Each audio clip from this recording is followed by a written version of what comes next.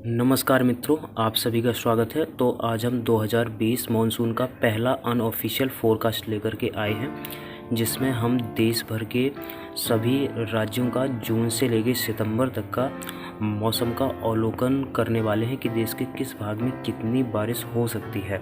देश की बारिश का ज़्यादातर हिस्सा साउथ वेस्ट मानसून से ही प्राप्त होता है और कुछ हिस्सा नॉर्थ ईस्ट मानसून से भी प्राप्त होता है। तो दोस्तों, देश की जीडीपी के लिए, देश किसानों के लिए, देश की प्रकृति के लिए और ग्राउंड वाटर रिचार्ज के लिए अच्छे मानसून का होना बहुत ज़रूरी है।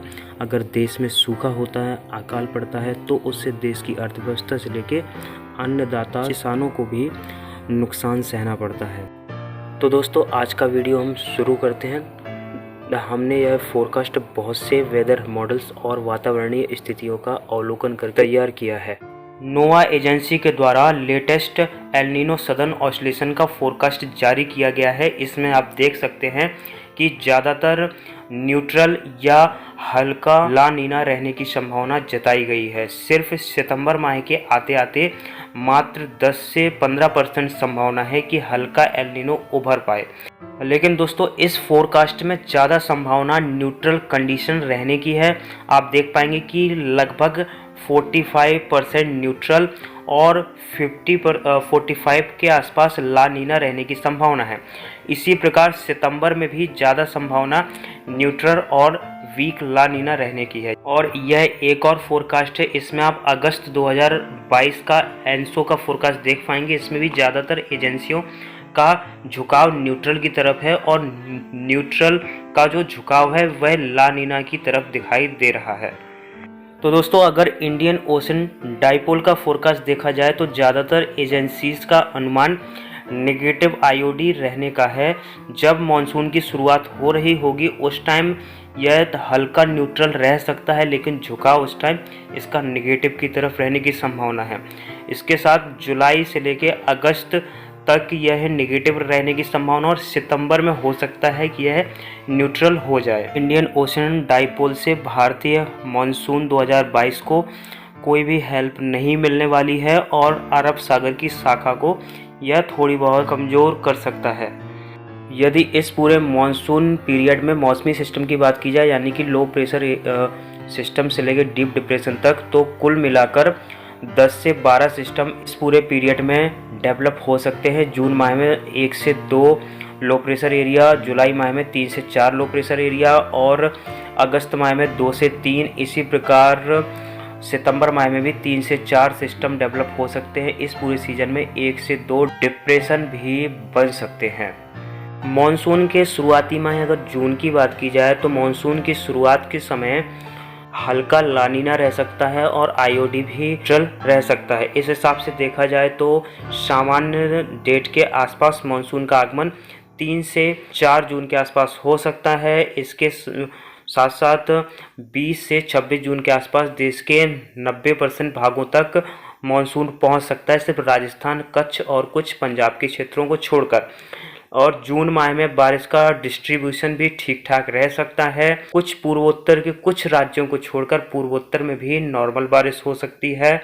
इसी प्रकार जो कि पूर्वी भारत के बिहार, झारखंड, उड़ीसा और कुछ वेस्ट बंगाल के क्षेत्र हैं, यहाँ भी सामान्य से ज़्यादा बारिश रिकॉर्ड की जाएगी।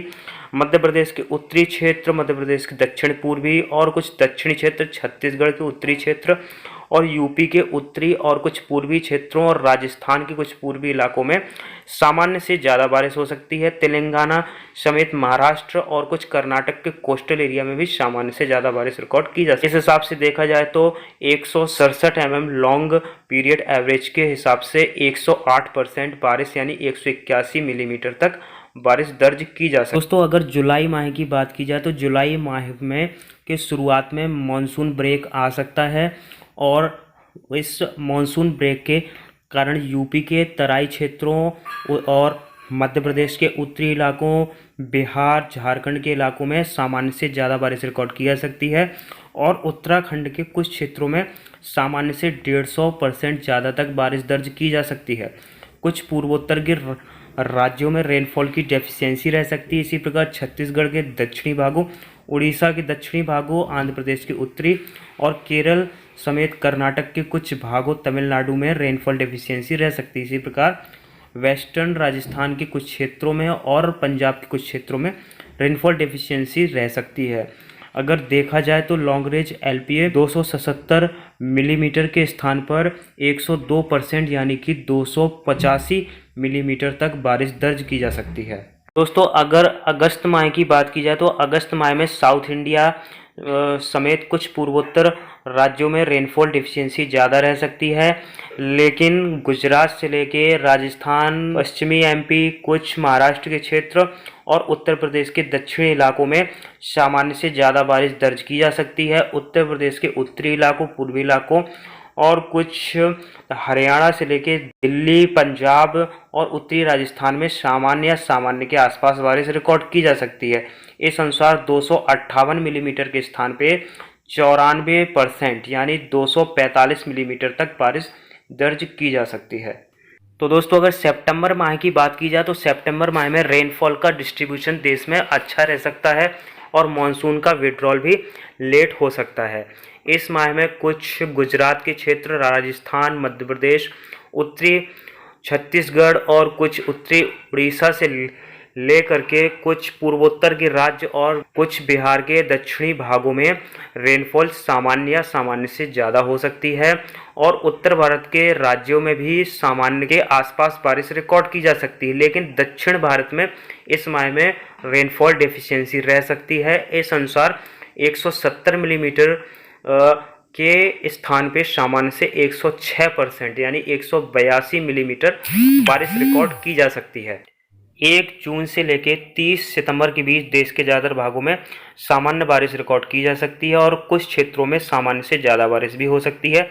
लेकिन दक्षिण भारत के कुछ क्षेत्रों में, जिसमें तेलंगाना, केरल, तमिलनाडु और कुछ आंध्र प्रदेश के उत्तरी क्षेत्र, कर्नाटक के उत्तरी क्षेत्रों, कुछ हरियाणा, पंजाब के कुछ क्षेत्रों में और वेस्ट राजस्थान के कुछ क्षेत्रों में रेनफॉल की डेफिशिएंसी रह सकती है और कुछ पूर्वोत्तर राज्यों और कुछ उत्तर पूर्वी बिहार में भी हल्की रेनफॉल की डेफिशिएंसी रह सकती है। लेकिन देखा जाए तो उत्तर प्रदेश के ज़्यादातर भाग और एमपी के उत्तरी भाग और कुछ दक्षिणी भाग, सौराष्ट्र के दक्षिणी भाग, छत्तीसगढ़, उड़ीसा के उत्तरी भागों में, इसके साथ झारखंड में भी सामान्य से ज़्यादा बारिश रिकॉर्ड की जा सकती है। इस अनुसार नॉर्थ इंडिया में 96 से 98%, सेंट्रल इंडिया में 102 से 106%, ईस्ट इंडिया में 92 से 95%, साउथ इंडिया में 92 से 96%। इस अनुसार पूरे देश में 99 से 102% बारिश रिकॉर्ड की जा सकती है। लॉन्ग पीरियड एवरेज 880 के स्थान पर 875 mm से 894 mm तक रह सकती है। इसमें 3% तक एरर मार्जिन रह सकता है। तो दोस्तों, हमारे फोरकास्ट के अनुसार, जो कि अनऑफिशियल है, देश में सामान्य बारिश होने की संभावना है। तो दोस्तों, हम दोबारा से अप्रैल माह के आखिरी में या फिर मई माह के शुरुआत में फिर से दूसरा फोरकास्ट लेकर के आएंगे। इस फोरकास्ट और अगले फोरकास्ट में या तो सेम होगा या फिर 10% तक अंतर आ सकता है। तो दोस्तों, धन्यवाद।